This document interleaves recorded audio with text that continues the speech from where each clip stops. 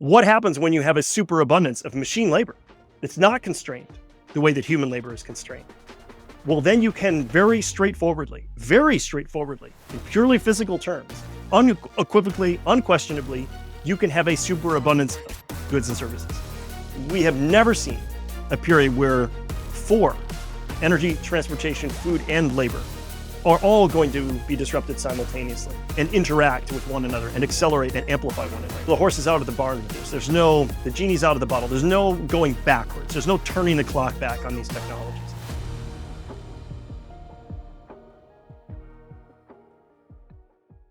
Happening today that I think is sort of a good jumping off points for us, because this is going to take us in 1,000 different ways. So there was a port strike in the United States in the eastern and south of the country. Essentially, two different parties couldn't come to a conclusion on the new contract, which I think extends for 6 years. These union workers, and so now effectively starting, I think, early this morning at midnight, sometime this morning, essentially the eastern and southern ports in the United States are shut down, which of course are going to have dramatic long-term supply chain consequences. And so as I'm going down and sort of studying this, and I'm linking it back to the discussion that's going to be today, that's going to be really focused on our robotics and artificial intelligence, where my head continually went to, and thanks to everybody on X that sort of was helping me think through this, was if you really think about what kind of jobs these are dangerous, painful, sort of really crappy work environments, typically that exist in these ports, where you're having these giant vessels coming through with, these giant containers. These ports are basically under the gun to get these things processed as fast as humanly possible, because otherwise the economy collapses.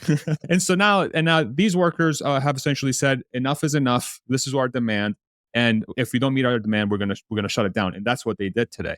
And my head goes to like, okay, wow, that seems like a priority number one and target number one for automated systems to come in and help those places be as efficient as humanly possible. They never have any downtime. Everything gets processed at 100% accuracy. It becomes much easier to optimize, right? And I don't want to, and by saying that, I don't want to diminish the work environment that those people are trying to fight against, and I'm not saying they have a just or unjust cause. I'm just kind of depicting a picture that it seems like, if I'm viewing it as a strictly business person, I'm like, this is what I'm going to automate, because it's like super important for the supply chain. If there's no fear for strikes, it's incredibly important for the economy. It's going to save me a ton of money, and it's going to help the economy long term, because we'll be able to scale it with our economy, right? So I would love to get your commentary there, because it's just, again, this is such a crazy jump off point for our discussion. So yeah, I'll hand over the mic to you. Yeah, I mean, containerized shipping itself was a enormous disruption, and that goes back more than half a century. But before containerized shipping, dock working by dock workers and longshoremen was just absolutely brutal work, and it rain or shine, day or night, the unloading and unloading of ships was something that was it was part of the lifeblood of the economy. I mean, as you rightly point out, this is an essential function for any economy that does significant trade as part of its natural functioning, its natural productive functioning. Okay, you've got these quite literal bottlenecks that in these ports, and the way that we originally powered and with labor, those systems was it was all bespoke. You never knew what kind of packaging, what kind of be it bags or barrels or sacks or boxes. It was an eclectic mix of content that longshoremen were dealing with, and there were huge numbers of people involved, loading and unloading all kinds of different stuff. The cargo stuffs of the global economy, right up until the middle of the 20th century. Containerized shipping totally transformed that picture by providing a consistent form factor and allowing the loading and unloading to be done elsewhere, alleviating that massive bottleneck in terms of labor. The efficiency gains were extraordinary, absolutely extraordinary. There is some pretty good evidence that my colleague Dr. Brad Libby, has looked into.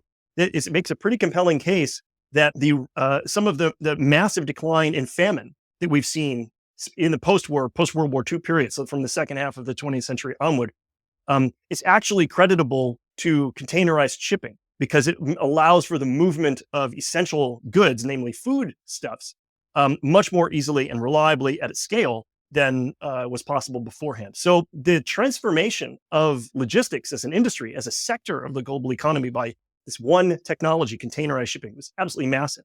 Now, what came along with that was a different set of jobs and roles and responsibilities. And going back a decade or so, when I was first looking into robotics and autonomous vehicle technology, I was giving a lecture, and some folks came up afterwards to ask this specific question: what happens to our jobs at the port? Because these are coveted jobs. They're sometimes handed down in families. You're sort of in line to inherit one of these great jobs. They pay very well. They are high stakes too. They're not trivial. They're not simple. They're not mindless. They are, when you're loading and unloading a container, and it can have an enormous amount of economic value embedded in it, right? I mean, you can have containers that have literally millions of dollars worth of goods inside them. This is high stakes stuff. You can't make a mistake, and these are demanding jobs. But nevertheless, they're coveted because it doesn't take very many people to operate the cranes at ports, because there aren't very many of those cranes. They have to operate quickly. They have to operate reliably. But even the largest ports don't have hundreds or thousands of cranes operating simultaneously. They've only got a relative handful. And so they've only got a relative handful of human workers in the loop. And a lot of it has been mechanized. Hasn't been automated yet, but it's been mechanized. Mechanization is, again, that's sort of a larger story in terms of disruptive technology.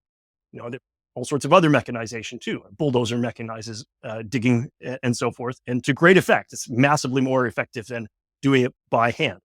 But now we are in this situation where, to pivot towards automation and robotics as a large-scale disruption, we're in a situation where pretty soon almost everything is going to be in the crosshairs for automation. We're talking about AI technology coupled with robotics, so in the embodiment of intelligence, that creates machine labor that can do most, if not all, of the tasks, especially the manual tasks of manipulating material and objects that human beings do today. And this presents us with an enormous social and ethical, frankly, challenge. How do we deal with this? Nobody has answers yet. It's sort of an ongoing conversation where we have to continue to ask the question, and we have to continue to explore the possibilities. There's one more thing I'll say about shipping, which I think is very interesting, and that is that other technological transformations, so disruption in the energy space, the transportation space, the food space, and of course, as we were just sort of alluding to, the labor market, the labor space in general, all of those are going to interact and have a profound impact on shipping specifically. And my team has published a little bit of content on this. So just to give you a quick taste of things. The majority of the world's tonnage that is transported with shipping is comprised of fossil fuels, so that's the energy sector, iron ore, and steel, either the production of virgin steel or recycling steel. So that's that's an infrastructure for the energy sector. That's also automobiles and other transportation, so other vehicles. Huge amount of steel that goes into that. And livestock and grain commodities. So we transport those things, and they are the bulk of all of the material moved by transoceanic and global shipping. So fossil fuels, so that's oil, natural gas, coal, steel, iron ore, and the animals and the foods that we feed to animals. And when you put all of those things together, that's well north of 50% of all shipping. All of those things are totally transformed by disruptive technologies. So when you're not using fossil fuels anymore because it's entirely solar and wind and batteries and other new technologies, you're cutting down a lot on what's being shipped around. When you're talking about autonomous electric vehicles that drive 1 million miles before reaching their end of life and being recycled, well, then you need to move a lot less iron ore and steel around for automobiles and other road transport. If you're talking about precision fermentation and cellular agriculture disrupting the livestock industry, which my teams, did some of the early and important work on understanding those technologies and their disruptive potential. You're talking about totally transforming agriculture as we know it, but as well because shipping is a big part of how we move agricultural products around. So there's a lot that's going to happen in the shipping sector. The last thing to mention, and this is probably a little more conjectural. I think it's less certain which way it's actually going to roll. There is very clear potential for AI and robotics onshore to locate production. In other words, we have over the last generations or two, we have an enormous amount of the world's production to a handful of places that serve as the factories of the world. China being a great, sort of flagship example of that, but it's not the only place. Certain. Why say we, the United States, since given the context of this call, why have we offshored so much production to China? Well, it's because there are tremendous competitive advantages that China, its labor market, its production, its manufacturing sector has relative to the United States today. It has tremendous advantages. It has lower cost labor. It has a different production environment, different regulations, and so forth. Okay, how does AI and robotics change that? Well, and robotics have the potential to totally slash the cost of labor to near zero, certainly the marginal cost to near zero. And robotics have the potential to a lot of the existing regulation that's in place.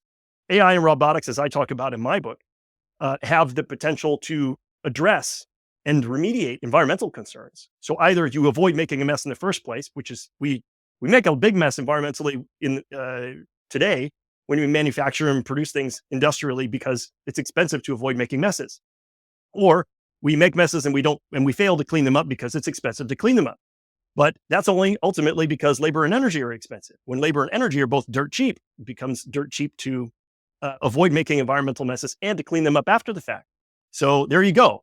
There are several of your major cost centers that have been drivers of sending production overseas, offshoring it.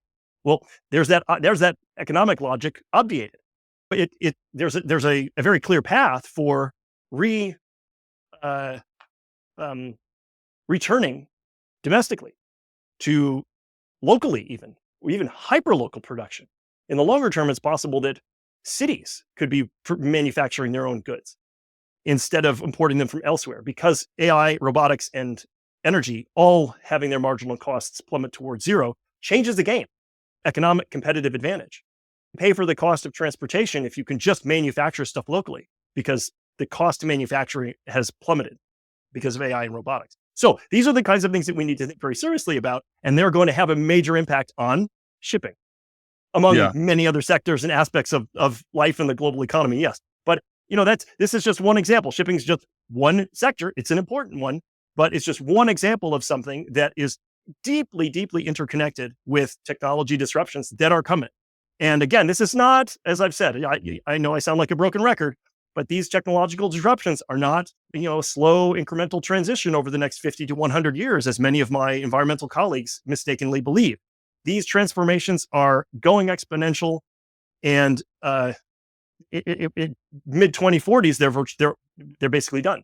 So we're talking transformations over the next 20 years, and this is well, crazy. these are crazy things to think about. Yeah, I mean, I think so. Thank you for going through that because so where my head constantly goes, where it constantly goes to as you sort of run through that list, right? The systems. I'm going to sound like a broken record now. Disruption is so misunderstood or so downplayed. I feel like in most places that I look, especially around the casual observer, let's say, like casual observer is not going to be paying attention to this, right? The way y'all outlined on that blog post that we adapted on the channel. Thank you again for doing that, for allowing us to do that. That was it's performed extremely well, and I hope it's given a lot of people some additional sort of like, hey, go check out Rethink X. They do a really good job. I'll put the link for that in the description below. Oh, look at that plug. But basically the outline there to his book as well. We got to do that as well, to Adam's book. But the transition from the horse carriage to the car, right? That's like a perfect example of this. It's a fundamental disruption to a way of life or something that all of us were so used to that could change in a matter of 10, 15 years. It went from 90% horse carriages to 90% cars in New York City in the span of 10 years, roughly, right? This is an insane shift. But now, because of how artificial intelligence and robotics can be leveraged and how they can be automated, you're not just hitting horses, you're hitting anything that moves, essentially. Anything that moves item A from place to A to place B, either in a local environment or in a bigger environment, right? All of that stuff changes.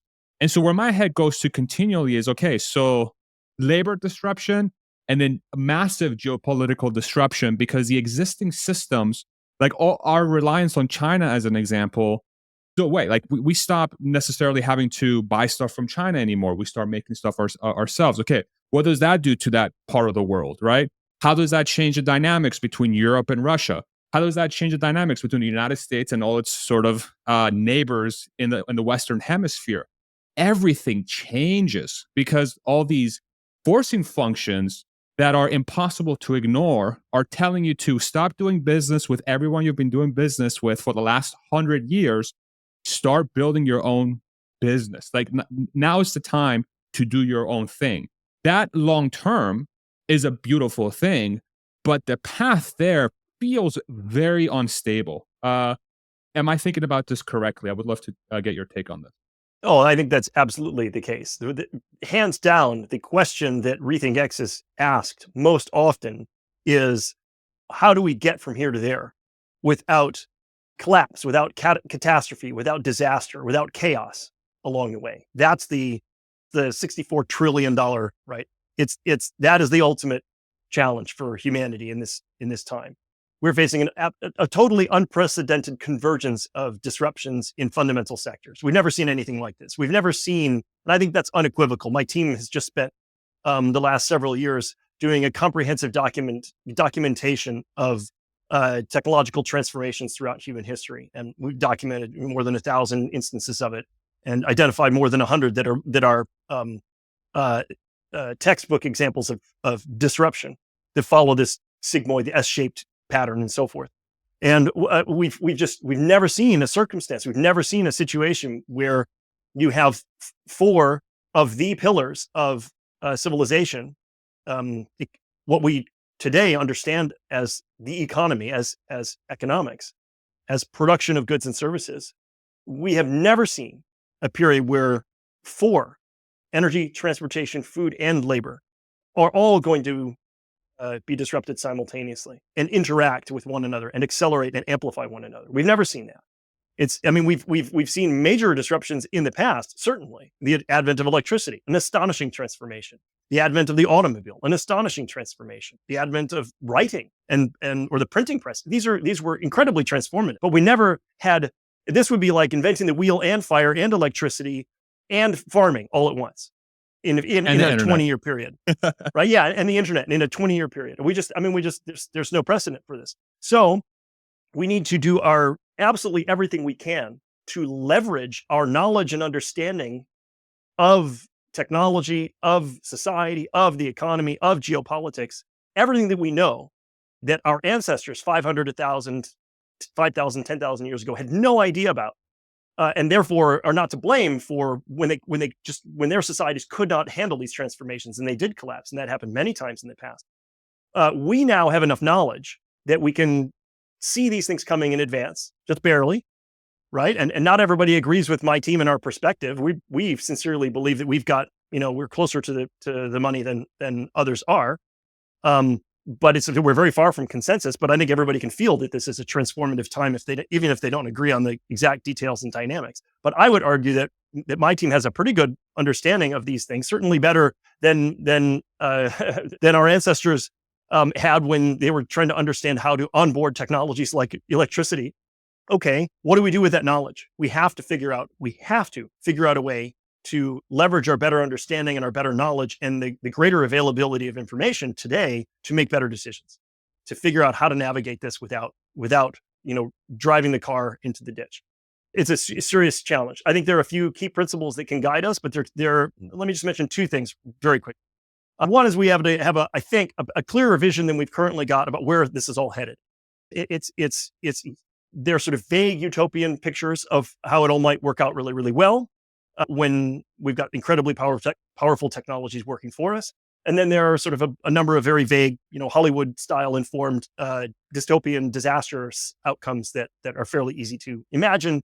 And the question there is, what is a realistic destination? So in other words, we need to invoke a metaphor of a map.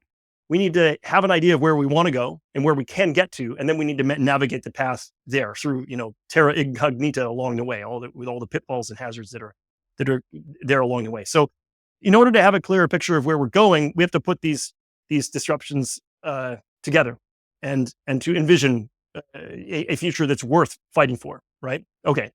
There is very, I think, little on offer at the moment that gives us a real good sense of what we ought to be aiming at realistically. I think that's going to change pretty soon. Shout out to the founders of RethinkX, Tony Seba and James Arbib. They have a new book coming out that does exactly that. It talks about the kind of world that we can work towards, a world that's worth having, a world that's worth fighting for, a world that is awe-inspiring. That's number one. The second thing is figuring out how we get from here to there. The place to start is to admit nobody knows. We do not know the answer to that question yet. And anybody who says I've got this, don't worry, they have doubt. Okay. Embrace healthy amount of skepticism for anybody who says today they got it all figured out. We don't have it all figured out. That's our challenge, to figure this out. How do we do that? The most straightforward answer is we've got to start experimenting like crazy. We have to start trying different things, piloting different things, experimenting like crazy, and we need to have the right attitude towards that experimentation that will maximize our learning. And what that means is we've got to experiment with an open mind. We've got to be very tolerant of failure when it happens because it's inevitable. We've got to be open to where success and failure are, both of those, where those are going to come from. So not only we got to admit the possibility that we could run an experiment here in the US and it could just not work at all. And there'd be a lot to learn from that, mistakes to avoid. But there may be places around the world that run crazy experiments. They renegotiate the social contract. They set up industries completely differently. They embrace these disruptions with both arms, and their situation looks radically different. And these may not be examples that we really want to hear a successful winning experiment from. But nevertheless, we need to be open-minded to that and be prepared to learn from those successes, even if they come from quarters that we might otherwise, for whatever reason, have geopolitical or ideological or cultural or whatever other tensions or doubts or whatever about. So the lesson there is experiment and learn. And what is it? Great Ben Franklin quote: "Never met anybody you couldn't learn from." Right? I think is or something very similar to that. And that needs to be our posture here. We need to be experimenting like hell. We need to be going all in on massive big pilot projects and efforts to figure this stuff out. And we need to be looking everywhere for success stories to emulate and for failures with mistakes that we can learn to avoid. And that for right now, until those results of those pilot efforts start coming in, this is where we're stuck. We're stuck right now saying with sort of a strategy discussion. Very soon, as soon as possible, this conversation we're having right now needs to evolve into a tactical discussion. Okay, that tactic over there, that worked. How do we implement that here where I live in Michigan? Okay, that tactic over there, what California is doing over there, that doesn't work. Okay, let's stop sinking time and money and effort and resources into that. That's a failed experiment. I'm throwing out not real examples, but that's the sort of conversation we need to shift to as quickly as possible. Yeah. So, this is what we need to do. Start experimenting, start learning, and map the terrain from here to where we want to go. So what types of political apparatuses do you see that enabled that type of discussion and experimentation. And really, I mean, it's just like accelerated technological evolution. Because when I look at the US, when I look at the EU, when I look even at China, who, they have some areas where they're doing exceptionally well. And then in the other hand, they have a whole number of other policies that they're just shooting themselves in the foot with. I don't see a lot of reason for optimism coming from our political environments allowing the type of experimentation that you're talking about. I very strongly suspect that we're going to see successful experiments run at the subnational level. I think looking to the national level for successful examples of running these experiments is, I think it's improbable. That's not to say it's impossible. I mean, it could be that smaller nations could go all in on, for example, a disruptive new technology and transforming their industries or building new industries if they don't have those industries, um, uh, and running an experiment, a radical experiment like that. That's possible. But for the major global economies, the United States, China, the entire economic bloc of Europe, should we expect these experiments, especially successful ones, to emerge from national level decision making and policy making and planning? I think that it's not impossible, but it's less likely than much smaller scale experiments. So think even smaller than regionally, think locally at the level of a city, even the level of a community, but certainly at the level of a city or the level of an industrial zone, an industrial park, an industrial zone. That is, I think, where we're likely to see transformative new models that are able to leverage their agility and their creativity and their innovation in ways that just frankly the large incumbent bureaucracies and governments are going to really struggle to run those experiments properly with.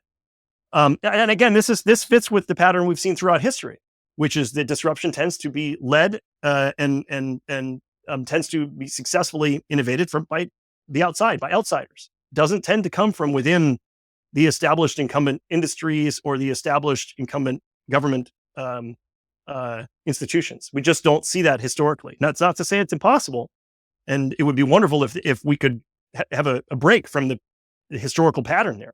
But it's probably unrealistic to expect that to occur without some sort of transformative social pressure that forces national governments to take that kind of radical action. I would expect, therefore, instead, early leadership and examples, shining lights of amazingly successful pilot projects to occur at a smaller level.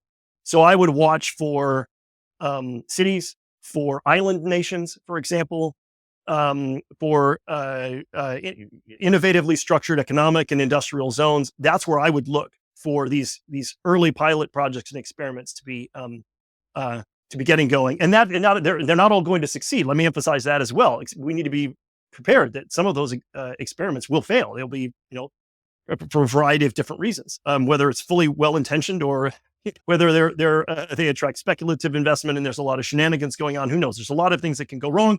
But I think, where should we look for chances of successful experiments that offer great learnings?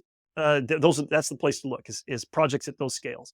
I suppose the best way to accelerate this entire process is to capture the public imagination and to capture the interest of the investment community. Again, I don't trust senior level national leadership to be the driving force, even for the sources of support and funding just frankly the driving force behind these experiments. It would be wonderful, again, if the deep pockets of national governments could help support local experiments. Again, I think that just the nature of incumbency is such that that's probably not the most probable thing to expect. It would be amazing if it occurred, but I frankly would find that a little bit surprising. I think instead what we're more likely to see is private initiative, private investment, getting these smaller scale experimental models going. And a few of them will be just stunning outsized successes. And once we even see a handful of those successes, there'll be a gold rush to emulate those successes. That would be my hunch at this point.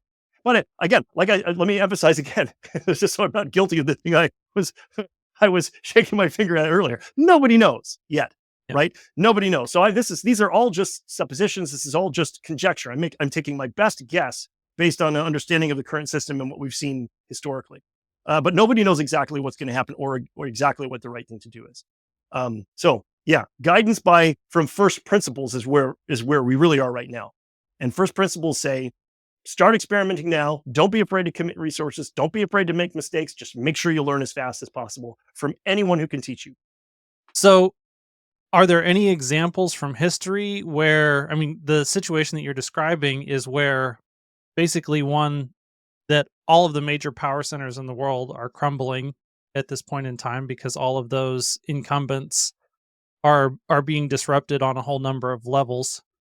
And so how do we transition from a place where we've really got this duopoly between the United States and China, and there's a whole lot of competitive pressure there between those two entities, and they're both nuclear powers? How do they get replaced by all of these things that are going to grow up out on the frontier and outcompete them without the world coming apart? Like, so that's the grand question. Then taking that back to history, are there situations that you're aware of from the past where maybe a similar set of dynamics has played out that we can look to as guidance for how to try and navigate this moving forward? Well, it's a great question. I'm tempted to offer just a general picture there, and then say you guys need to have Brad Libby, my colleague, on and talk to him. He is now unequivocally the world's foremost expert on the history of disruptive technology, hands down. And he's the team lead on gathering and analyzing historical data in this respect. So that's absolutely a question for him to answer. And this is a good way for me to tee up another absolutely tremendous and fascinating conversation for you guys to have. Brad, if you're watching, you're invited. Yeah, Brad, you got to talk to Brad. Okay, but let me just say very quickly that examples of where we can look are where frontier cities turned into frontier towns turned into major cities on the back of frankly, just doing business, but doing things in a new way. I think that those are examples that we can look to historically. The United States offers a number of those. What were once frontier towns are now major metropolitan and productive centers. And how did they leverage that? Some of those cases it happened very quickly, right? Well, it's like, I mean, Los Angeles is an interesting example, right? I mean, Los Angeles was it was, many people don't know this, but it was an oil town at the turn of the 20th century, in the late 1800s and early 1900s, when the oil industry was sort of in its first chapter, its first phase. We start pumping oil out of the ground in the there's about a 20 or 30 year period where innovation explodes and the value of oil starts to become apparent. For in the early days, it was sort of like medicinal or domestic uses, very small scale stuff. Took about 20, 25 years, maybe 30 years for its industrial uses to just become totally apparent and then transformative. Used as a feedstock for materials and new chemistry of all kinds, and then, of course, as an energy source, as a fuel. Okay, to the early 1900s, the city of Los Angeles is sitting on top of one of the largest oil fields in North America. And it's easy to forget that it was a massive oil boom town. The innovation that occurred economically and even the innovation of how the city was set up leveraged two disruptive technologies. It leveraged oil and the fantastic bounty of that material resource that was available there. Well, LA oil field is one, but the Wilmington oil field is truly gigantic. It's an enormous oil field that's still being produced now. That's down towards Long Beach. And the other, obviously, hugely disruptive technology that shaped Los Angeles was the automobile.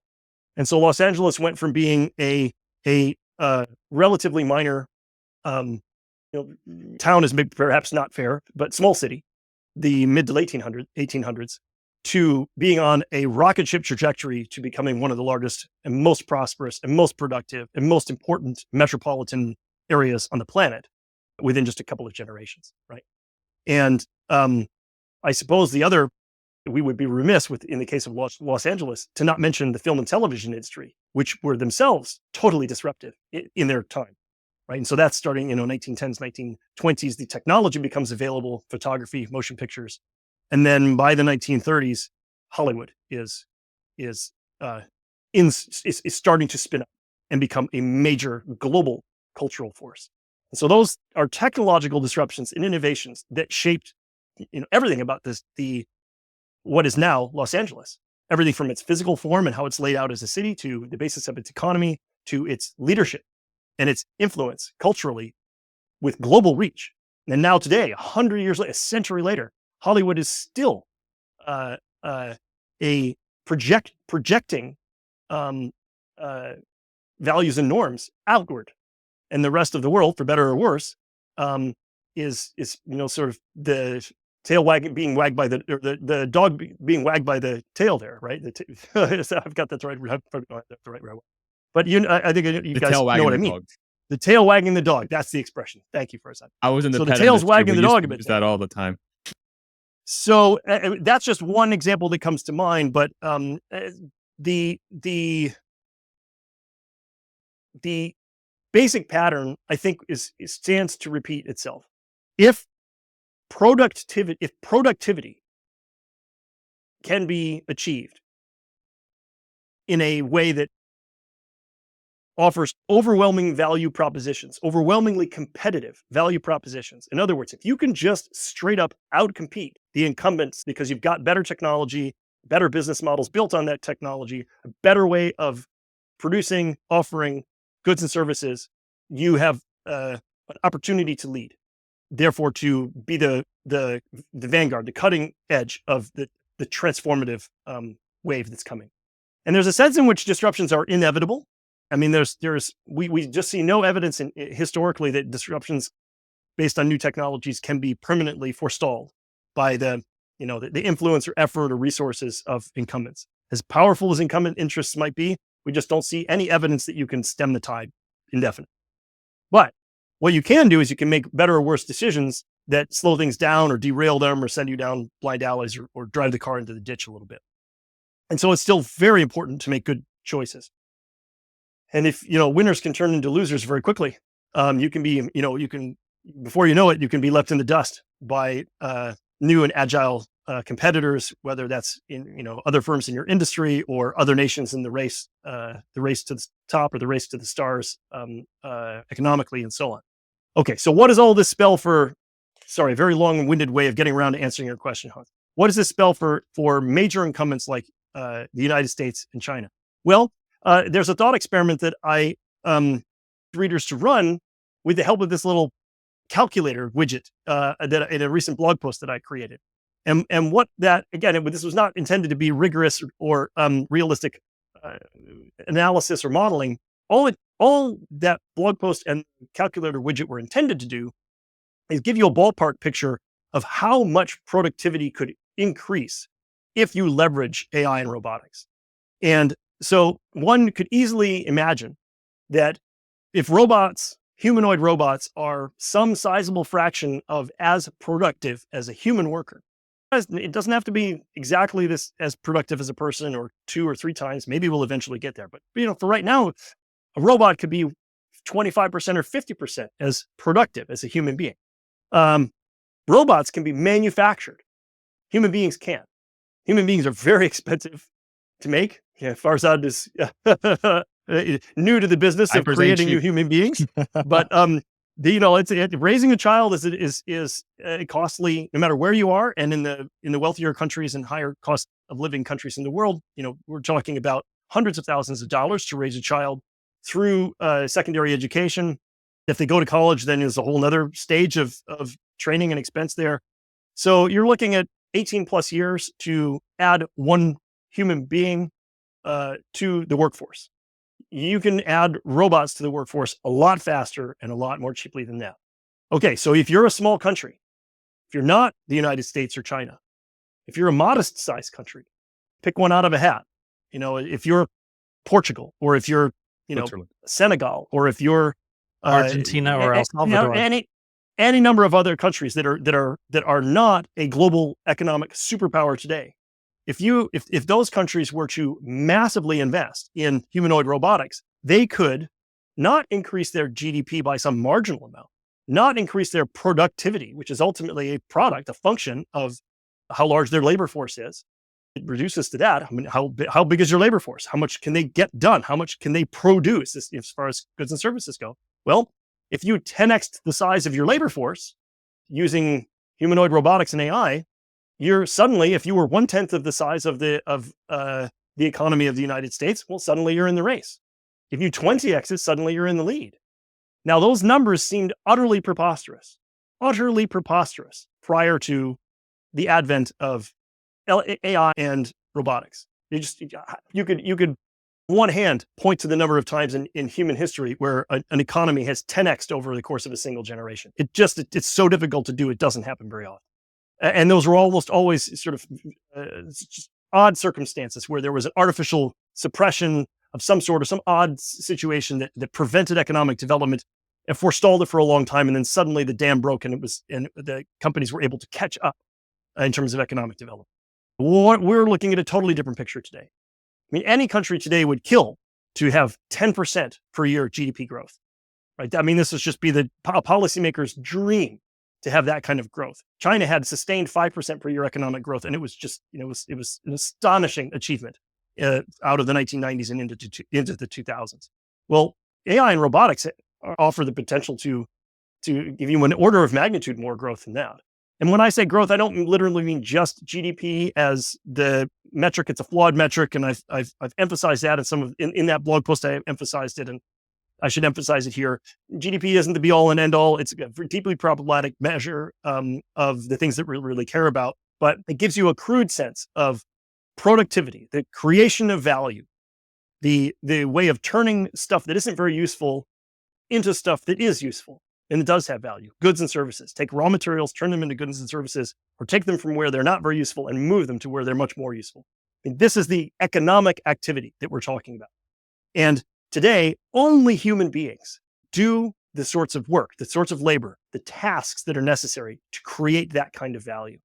And that kind of value is what modern life is. The goods and services are, to a first approximation, where all of our modern prosperity comes from. If you can get 10 times that much, 5 times, 10 times, 15, 20 times that much productivity by leveraging AI and robotics, well, you go from being a bit player to a star on the stage. You go from being, somebody, a third stringer on the bench to somebody who's starter on the field, to invoke various different metaphors, right? So there's a potential here for outsiders, for countries that aren't at the center of the world's attention, to very rapidly change the story, and if they make big plays. So the question is, will anybody do that? Who will do that? How could that begin to happen? I think it will happen starting at smaller scale, and then once we see success stories, we could see some of the smaller countries make a big play. And that could pay off absolutely spectacularly. Yeah, I think when you were explaining the player that can do this will correctly will benefit the fruits of that technology in a way that has never been seen before. Really, I mean, if you can 5, 10, 20x your economy because you're leveraging, AI and AI-powered robots, human or robots, or whatever other form factors you have, the advantage, the ability to grow becomes insane as long as you execute it properly, right?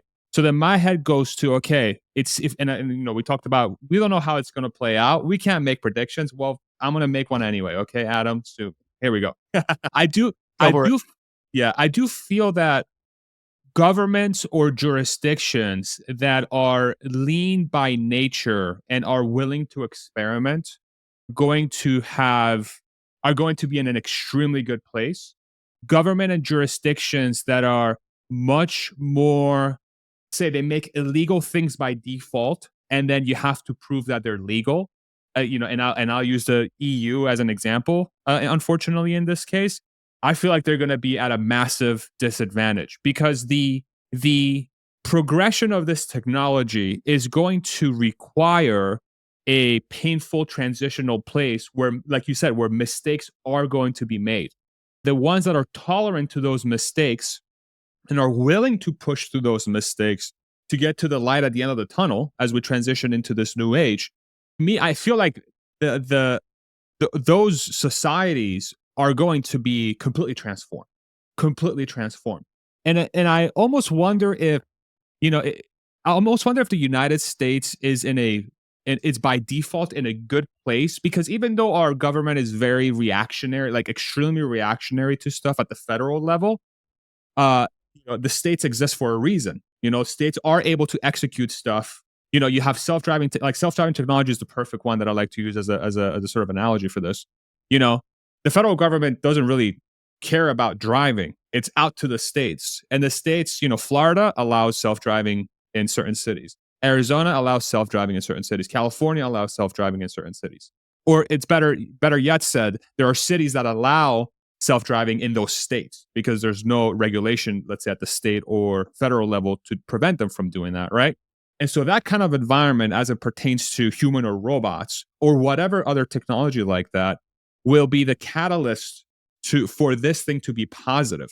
Whereas the opposite, to me, just feels like the benefits of that age are going to be stomped to the ground, and then you're going to have this divergence, this furthering divergence of the haves and the have-nots that's driven by how those jurisdictions, this technology. But we're going to have that by default. So we're going to have this widening gap of the folks that are able to benefit from the fruits of that technology, and those that are not, right? And I wonder what that world's going to look like, because to me that's what it feels like. Hans threw out El Salvador, Argentina as two candidates. Argentina with Milei at the helm. Whatever. I'm not even going to talk about the politics, but he seems like somebody who's a little bit leaner. Okay, cool. I wonder if he is not going to have as much regulation to get this stuff off the ground. And if you don't have as much regulation to get this stuff off the ground, that you maximize the chances of a good outcome appearing, right? Whereas if you do have regulations to stop this from coming up, then you're minimizing the chances of that good outcome, right? It's just a fascinating thing to think through, because, and I'm not trying to predict the future, but I think understanding how this is going to play out is really going to help us diagnose what the problems are going to be, right? And that's one that's obvious. Another one that I think through. I mean, the example we talked about through the beginning, right? When and if it's 10 years time, these ports, we can automate the labor for all those ports. What happens to all those people that don't have to work there anymore? And at the same time, driving is getting displaced. And at the same time, warehouse workers are getting displaced. And at the same time, manufacturing workers are getting displaced. All right? Like that's the kind of stuff it's very scary to think about, because my head goes to social instability and just really weird times. But then the other part of my head goes to, yeah, but it's going to happen anyway. Like, this is going to happen anyway. The forcing function is way too strong, and the right answer is not stop this at all costs, right? Anyway, that's my little rant, because and I think that's a thought experiment that I constantly go through to try and understand how to not just position myself better for that future, but like to help communicate to the public, like, hey, this is what's going to happen. One of the likely scenarios. But yeah, anyway, I just wanted to throw that out there, because it's, that's why we have you on, because this is the kind of important stuff that we have to talk through, right? Well, so I think that I think that I mean, again, this is, you put your finger right on the pulse of this. These are the fundamental debates of our time, right? What is the right thing to do? We've got incredibly high stakes. We know that enormous change is coming. To some extent, we know that change is inevitable. It's whether it happens sooner or later is an open question, and that's something that we need to figure out. Stakes are very, very high, and there's no, the horse is out of the barn with this. The genie's out of the bottle. There's no going backwards. There's no turning the clock back on these technologies. So there's a sense in which disruption is inevitable. The sense in which it is a race to the top, which means that even if there are winners who get across the finish line first, everybody eventually crosses the finish line. There were winners in the digital revolution and the disruption that the internet represented. The internet and digital technologies totally disrupted traditional media, broadcasting, telecommunications, printing, publishing, music. It was massively disruptive. And the world before the internet is very different now than now, the world after the internet. Okay, there were countries, there were regions, there were individual cities that led, that were early adopters and embraced those technologies, even though it did, um, uh, it did disrupt. It had a negative impact on the incumbent industries that were affected, for sure.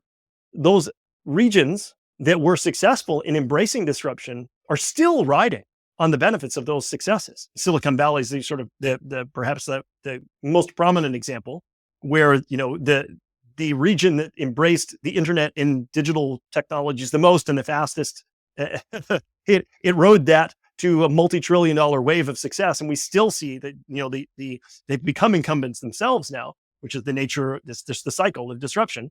The disruptors eventually do become incumbents in the new paradigm, but the tech giants of the world today are those companies that led the disruption in the 1980s and 1990s. Okay, but most of the world has the internet now. Most of the world has access to those technologies. Most of the world is benefiting ultimately. So, an outsized portion of benefit does go to leaders, to first movers, or at least the first few who are across the finish line before others. Okay, that is simply a fact, and it's borne out by historical examples, including the recent one with the internet. Today, we have a similar situation where we have these 4 disruptions that are coming, and it's the same situation, same dynamics. It's a race to the top. Everyone will get there eventually. There's an enormously bright future. The new technologies do enable tremendous prosperity, and we can talk about that in a moment. But those who get there first will seize, the lion's share of the tangible benefits that are on offer. There is something to be said for being first. There will be winners. So then the question becomes, what is the right strategic move? What can a region do to maximize the benefits that it obtains? And can anyone be the winner here? Is it anyone's game? Well, that's an open question. Okay, let's then, from that set of questions and debates, to this other sort of fundamental ethical, I think, and moral conundrum we face, which is technologies. Yes, and especially AI and humanoid robotics, they offer potential to achieve what has been an age-old dream for humanity, for humanity to no longer have to toil, to enjoy physical and material prosperity, to have comfort and security, to have food on your plate and a roof over your head and a shirt on your back. Those basic things. We're at a point now where it seems we're within striking distance of achieving that age-old dream for humanity. But I think quite rightly, we are sensing that there could be sort of a catastrophically tumultuous transition to that. As bright as that future might be, the transition to that could be extremely problematic. Okay, right now, I mean, how many of us depend on our jobs for our quality of life? All of us. I mean, only a tiny handful, a sliver of the population is in a position where they're not working every morning to pay the bills and so forth. Okay, I think what's easy to lose sight of is that AI and robotics are fundamentally different. There is something new under the sun here. They are fundamentally different than other disruptions we've seen in the past. So, in the example of the disruption of horses by automobiles, the industry that was affected employed a lot of people. There were a lot of jobs related to horse-drawn transportation, all up and down the supply chain that went into the very large system that was mobility on horseback or being pulled by horses. Those jobs were disrupted. The overwhelming majority of them disappeared and did not come back. It was true that the automobile industry created new jobs, and both directly, and then the economic prosperity it fostered created entirely novel lines of work and whole new industries and massive new prosperity. But it was unquestionably, it put people out of work. And we now have an obligation to protect those people because we can see this coming in a way that 100 years ago or more, we couldn't see this coming. Now we can see this coming. But robots are different. They are fundamentally different, and they're different in two ways. The first is, ultimately, they're coming for everybody. Everybody. Only a tiny handful of roles and obligations and responsibilities are going to remain in human hands ultimately. Say fast forward 20, 25 years. So no job is safe. And the idea that we're going to create new jobs with the new technology, like we did in the past, I think this is probably unrealistic. There's just no reason to expect that a physically embodied intelligence that's equal or greater than human intelligence, which is what we are expecting the direction this technology is headed. There's just no job. There's virtually no jobs that people can do that machines won't be able to do better and more cheaply. And the only exceptions to those are jobs where being human is part of the job description and the source of the value. So if you want something, if your definition is, I want a product that is made by a human, well, then by definition, a machine can't do that. But for anything that's not in that category, which is the overwhelming majority of goods and services, they're going to be done by machines. Okay, that's the first piece, which is that this is not isolated to one sliver or segment or sector or link in the chain. It's everything. Now, it's not everything all at once. And we've talked about that in our work, where there's going to be a grace period where we can have a soft landing here, because in the interim here and overwhelmingly capable machine labor, there is going to be a period where AI and robotics augment how effective human beings are in the workplace, and that's fantastic. There also is going to be a period where, especially humanoid robots, where they are going to be able to meet latent demand in our national and in the global economy. So in other words, demand that, where businesses today would love to have workers who would work $1 an hour, but they won't, or they can't. It's either the supply will not meet the demand that's there, the latent demand that's there, or it's illegal. You can't pay somebody $1 an hour in the United States legally to work. But robots will be able to fill those positions. They will be able to do those tasks for which there is demand, but no way to meet it with the supply of human labor today. Those only give us a grace period. Ultimately, we're headed to a place where human beings don't need to work. So that's the first half. And it is rightly a source of concern. And it is going to be a monumental challenge figuring out how to navigate that. And the sorts of social changes and institutional changes we're going to have to make in order to navigate that safely with stability and the society and the world not falling apart. It's the first part. But the second part that is also perhaps even easier to miss, I think, is to fail to connect the dots on. So let me recap. The first part is that robots are coming for everybody, even though there's a grace period and there's short-term other disruptions in the past, which really only affected some thin slice of humanity. The robots are coming, and they're coming for everybody. Number one. The second piece that's where the dots are tough to connect is that what's different with robotic labor, that labor is fundamentally what everything reduces to as far as the production of goods and services goes. Labor is what everything reduces to. If you need more of anything else, labor is how you get it. If you need more energy, labor is how you get more energy. Today, you drill more oil wells, or you build more solar panels, or you build more nuclear plants, or you build more gas turbines, or you mine more coal, or you build more wind turbines or hydropower, whatever it is. Right? If you want more energy, you do more work, human labor. If you want more of anything is short in supply or scarce, human labor is where you turn to get more of it. And that means that ultimately, human labor is what is scarce. Human labor is the reductio factor that everything else boils down to. Okay. What happens when you have a superabundance of machine labor that's not constrained the way that human labor is constrained? Then you can very straightforwardly, in purely physical terms, unequivocally, unquestionably, you can have a superabundance of goods and services. You can have a superabundance of prosperity. If robots are doing all the work still gets done. All the factories are still making goods and services. All the stuff that gets made is still being shipped and delivered. All of the prosperity that goes along with productivity, with production, all of that is still, in fact, not just the same as we have today, but potentially vastly more 5x, 10x, 20x more prosperity, more goods and services, the very things that make modern life what it is. That is very easy to lose sight of because we have such a fundamentally powerful connection today in our minds between humans and human jobs and the labor it takes to make stuff, to make goods and services, to produce, and thereby to deliver prosperity to our societies.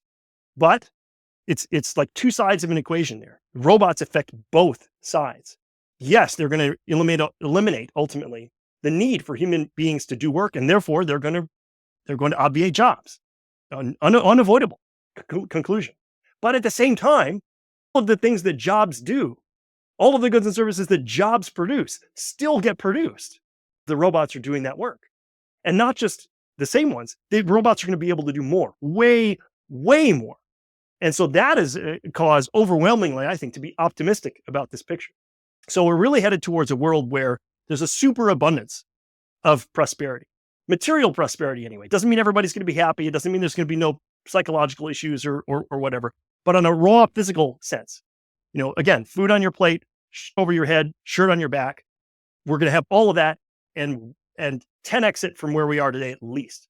Okay, so that is a future worth having. The question then is a deeper one of how do we navigate to that without crashing and burning in the meantime. And then once we're there, we've got some real existential questions we've got to figure out. Like what do we do with ourselves when nobody has to or is able to work for a living? Right? This is a totally different kind of world. And so we have a huge amount of rethinking to do once we get a few steps closer to that world being real and feeling real. And we're going to have to experiment there as well. There are going to be local experiments, city-based scale things where we're going to see some of this earlier rather than later. In the same way that we saw regional examples of previews of what the internet was going to do, what it was going to bring to society. We saw localized examples of that a decade sooner than in some places than others. Same thing. We're going to have the same sorts of patterns emerge. Okay. Well, then we're back to the question of right now it's a strategic conversation. We've got to have the right posture, the right attitude, start running those experiments. And then hopefully in short order, it will evolve into a tactical conversation. Okay. Which specific experiments are working and aren't, and what deserves replication and amplification, and what should we, set aside as something that failed and didn't work and a mistake to avoid. Hopefully we can get to that part of the conversation. But yeah, there are two fundamental ways in which robots totally change the game and really are something new under the sun that we haven't seen before, and that other disruptions are not a pure precedent for.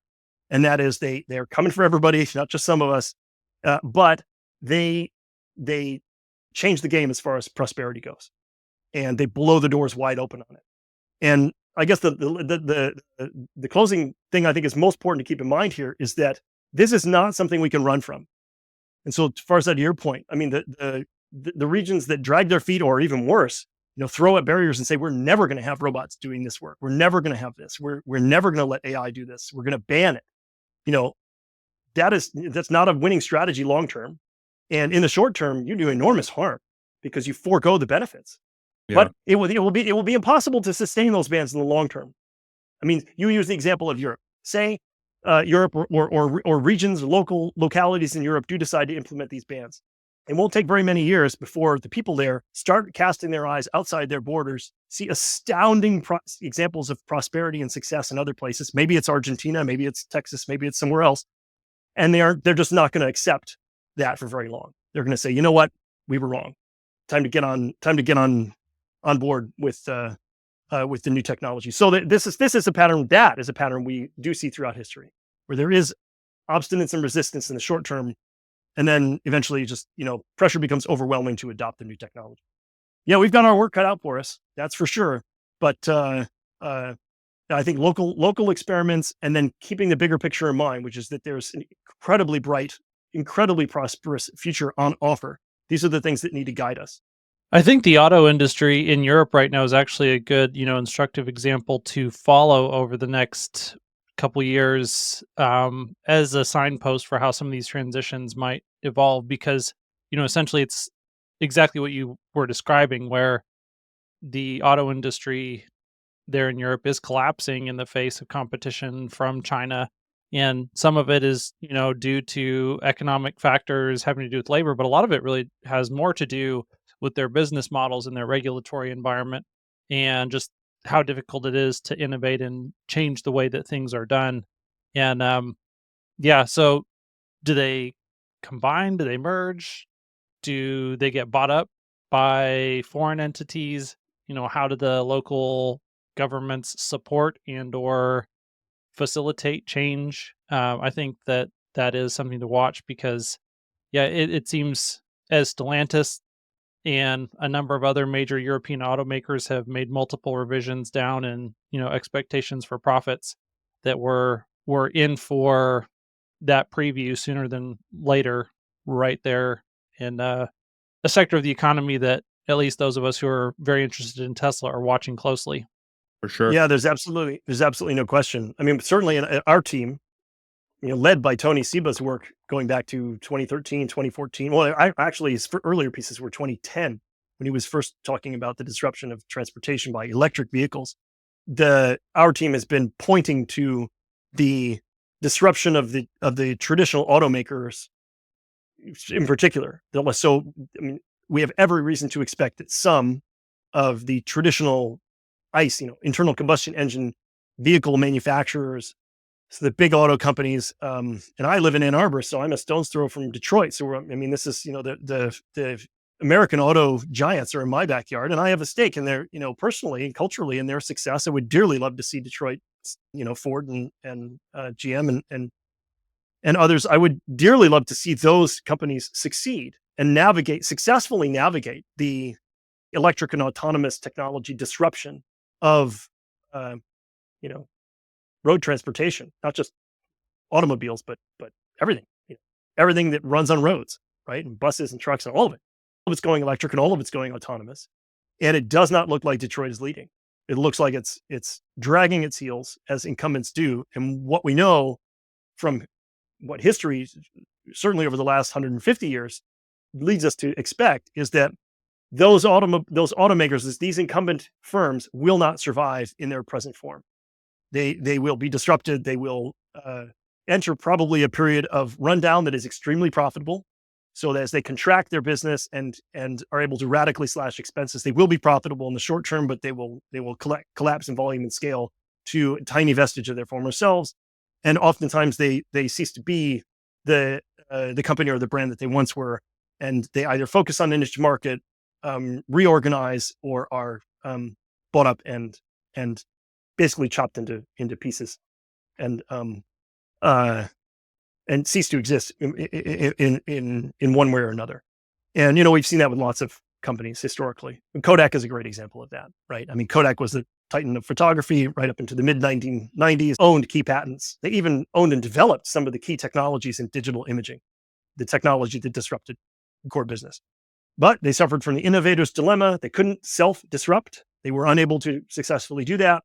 They went from being, a $10 billion plus company in the mid 90s, an unequivocal leader for more than a century in imaging, to bankrupt and gone. And now they are no longer the Kodak that we once knew. The company still exists. It still exists. It did emerge from bankruptcy, but it's totally different now. Its scale is totally different. And so it for all practical purposes, it collapsed and has never recovered. And I think, unfortunately, all signs point to some of the major world automakers, the North American ones, the European ones, being on that same trajectory, unable to disrupt, unable to embrace the new technology fast enough, and being overrun by more agile. And we've seen this movie before.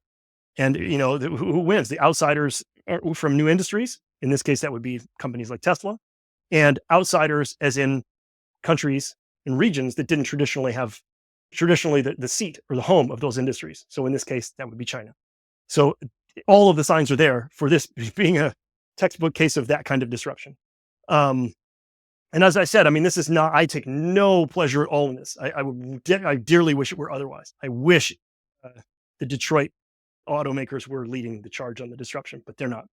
Yeah, I think as you were going through your abundance of thought process there and thinking through all everything that has been said in the last half an hour, what I can't help but think is the little project that we've been working towards, Hans, myself, and David, who works with me, directly related to artificial intelligence and how I'm living through this myself. And so, a little secret for you and my audience, for those that are interested, if you made it this far, which I'm sure a lot of you have, because Adam's been friggin' on a tear.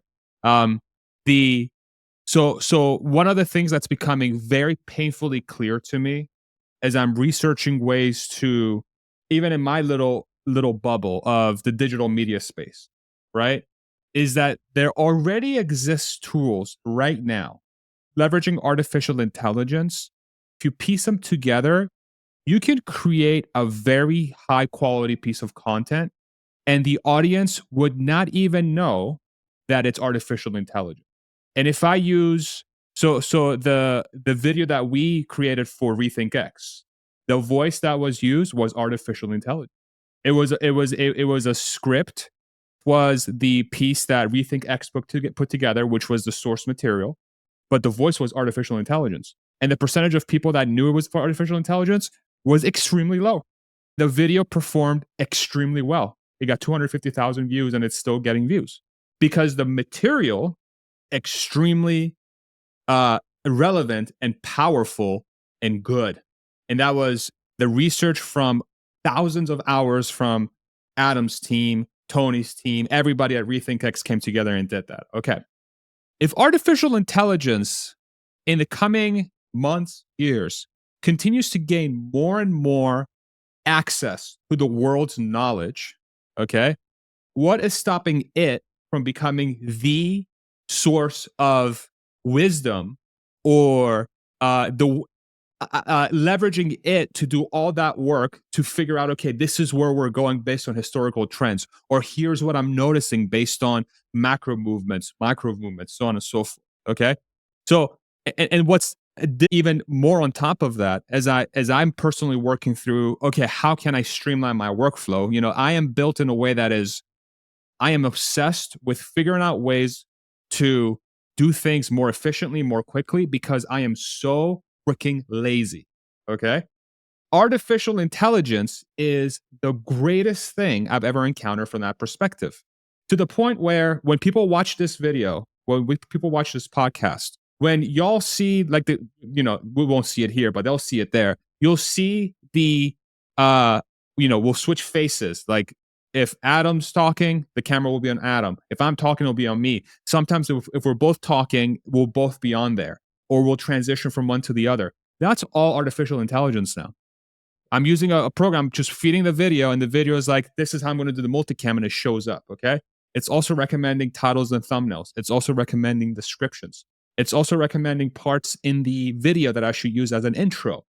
Our conversation with Rohan Patel, the former VP at Tesla, that introduction was crafted by artificial intelligence. And as I'm going through the list, I'm like, okay, how far away are we from an end-to-end artificial intelligence process? I just press a button and a very high quality piece of content is generated that a human wasn't even involved in. And from my estimation, we are maybe 6 to 12 months away, Adam. Like we're right there.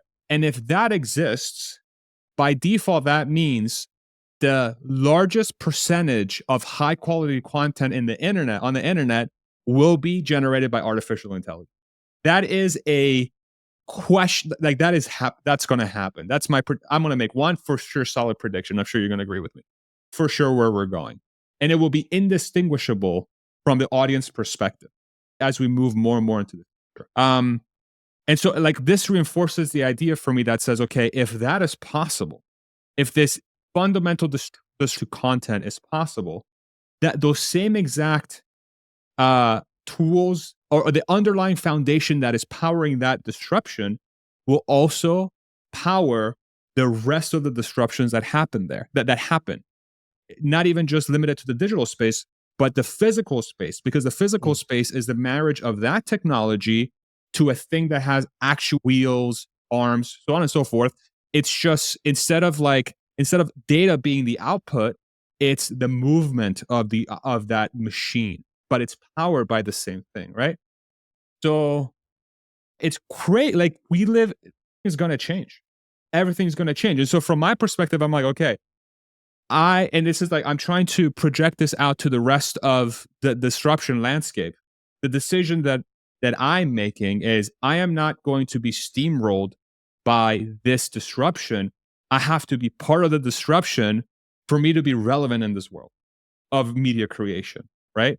And I wonder how many different players around the globe will think that way to supercharge the advent and the advancement and the of artificial intelligence automated systems throughout the world. And those that don't, like we've spoken about before, will be at a gigantic disadvantage because you're going to be slapped with very high quality, extremely high volume, extremely low costs.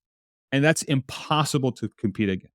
I just wanted to go through my lived experience because this has been a very eye-opening thing that we've been discovering in the last couple of weeks. Shout out Descript, not a sponsor, but I hope you are. Sometime soon, I'm going to reach out. But with the whole editing software and stuff. So, but yeah, I just wanted to throw that out there because I'm living through it now. I'm living through it now, and I can't tell you just how profound it feels because it's already helping me. It's already saving me a ton of time. It's already helping me with my creativity. Artificial intelligence is helping me with my creativity. Okay. And we always talked about, AIs can't think like humans. Like, y'all, it's helping me with my creativity. What's making me specifically human, artificial intelligence has supercharged that. Right. So if it can do that, it can basically, I think it can probably do anything, probably be more than that. It will be its own thing, Sorry. I had to go down that train of thought. Yeah. No, absolutely. There's a sense in which this is, there's no, we said it before, there's no putting the genie back in the bottle, right? And a few things about this continue to just be breathtakingly, awe-inspiringly profound to me. I'll give you one example, and that is that I guess it remains to be seen whether it's a good or bad thing, but I think on balance, it's a good thing. And that is, I'm just astonished at how much is possible, how much capability these AI systems have, even though they are not yet sentient or sapient, yet agentic. And if you had asked me 10 years ago or 15 years ago or 20 years ago, when I was first even pondering any of this stuff and wondering how long it was going to be before these technologies arrived, one of my early intuitions, which has proven deeply false, was that a lot of the capabilities that human beings have that other animals don't have, creativity is one of those, as far as that, for example.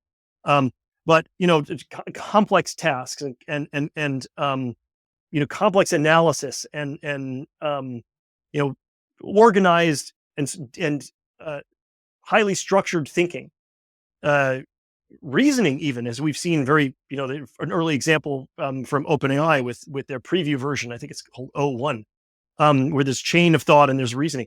If you had asked me 10 years ago, will those capabilities be possible without these systems being self-aware or sentient, or having an agency, having a set of values that drive them towards certain goals, I would have been skeptical. I would have said, no, from what we see with human beings, the capability to be creative, or to keep a whole project in your mind, to write a whole paper, a whole essay, to write a whole chapter, to write an entire book, to have the kind of structured thoughts that you need to have.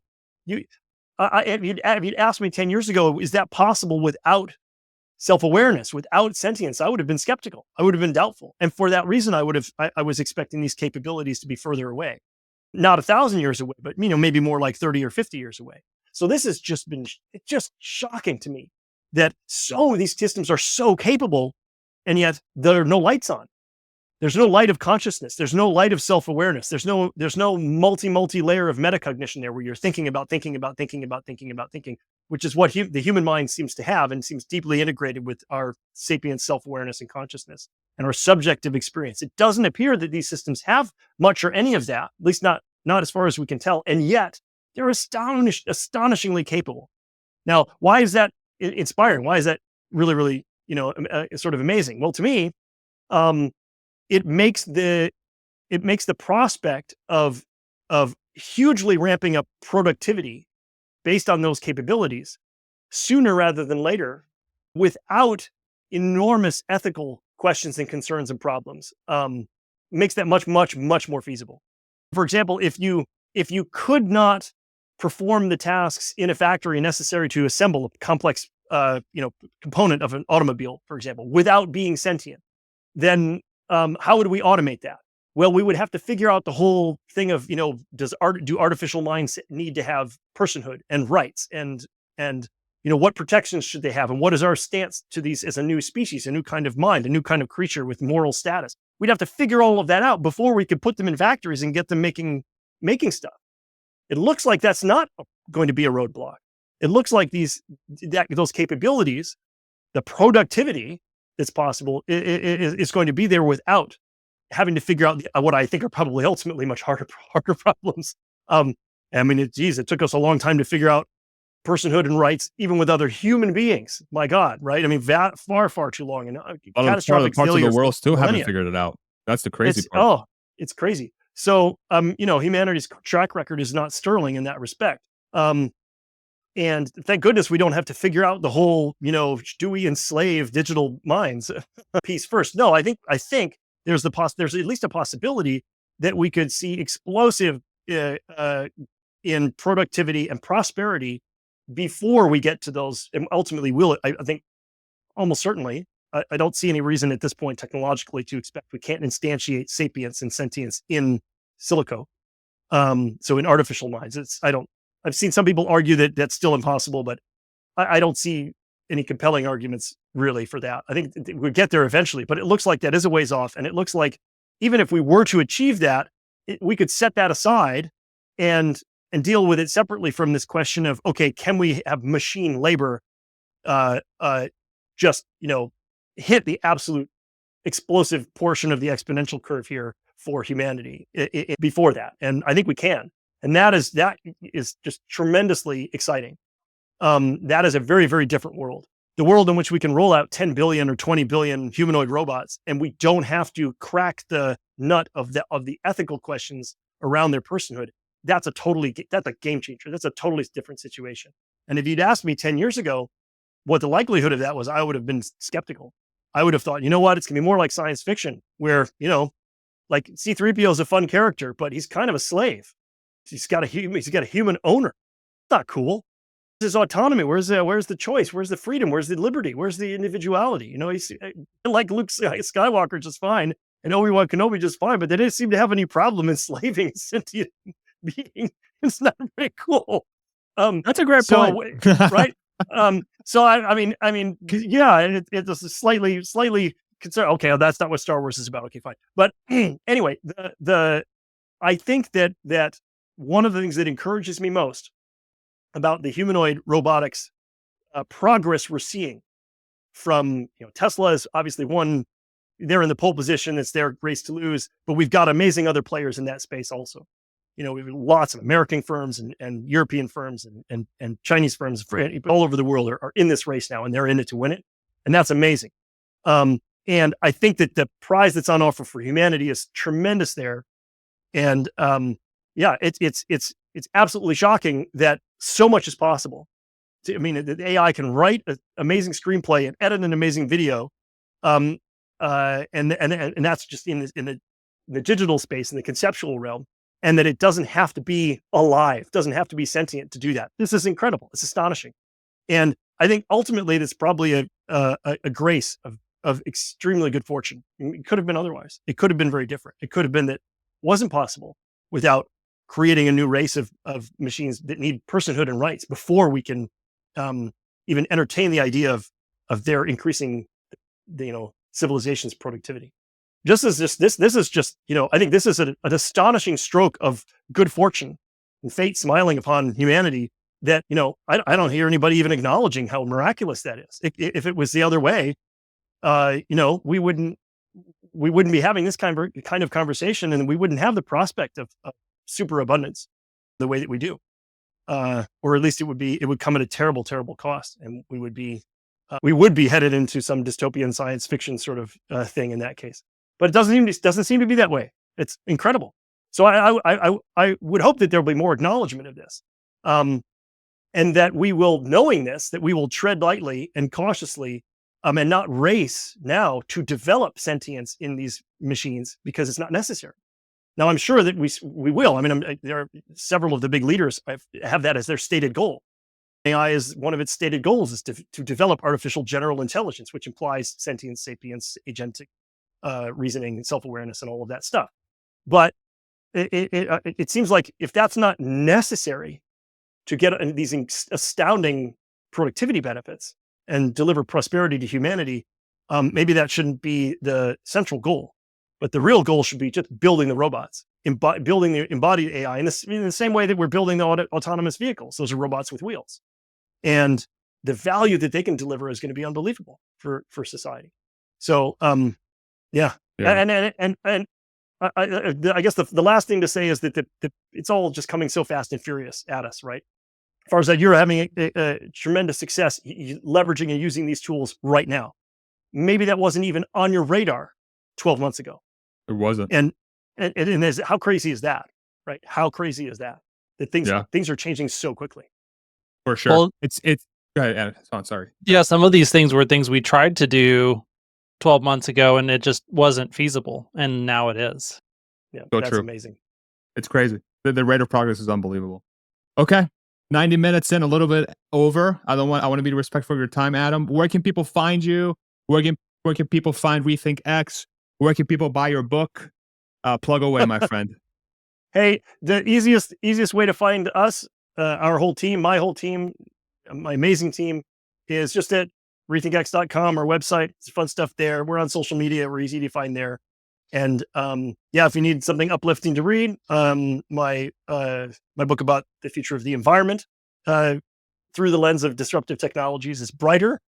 So it's right there in the title. I'm very optimistic about our future. I think it could be amazing. And I do have a new book coming out. This one's quite different. I'll be officially launching it in a few days, I hope. I have the publication date will be sometime in October. That's what I'm aiming at. But this is different. This is a novel. So I'm publishing my first work of fiction. So this is a sci-fi novel, and it's different. And it's inspired by personal experience. This is a deeply personal project that it reflects my general optimism and my understanding of technology, but it isn't coming out of my work. This is coming from a very personal place. So I'm hoping that that'll be interesting to folks too. And if people are interested in artificial intelligence and brain computer interfaces, like what Neuralink is developing, which seemed like science fiction, just like this AI stuff did until just 6 months ago when Nolan got his implant, and now he's playing Civ and stuff online, telepathically. That technology is becoming real faster than you can believe. If you're interested in any of those things, then this story might be fun too. There's always fun stuff happening with Rethink X, and we've got I think we've got some real interesting things coming out before the end of the year. Major new piece of work around energy. I've avoided talking about energy recently because we've got that thing coming. But once it comes out, there'll be a lot of new things to talk about as far as energy goes. And Tony and Jamie, the founders of Rethink X, have a new book, which I think is a real game changer. That's going to talk about the future that we humanity could be heading towards, and that is super, super exciting. And I can't wait for people to get their hands on that. So that's all coming in a matter of months, and then I'll have to badger you to let me back on so we can talk about those too. Awesome, perfect. Links in the description below. Thank you very much, Adam. We'll see you on the next. Hey, always a pleasure. Take care, guys.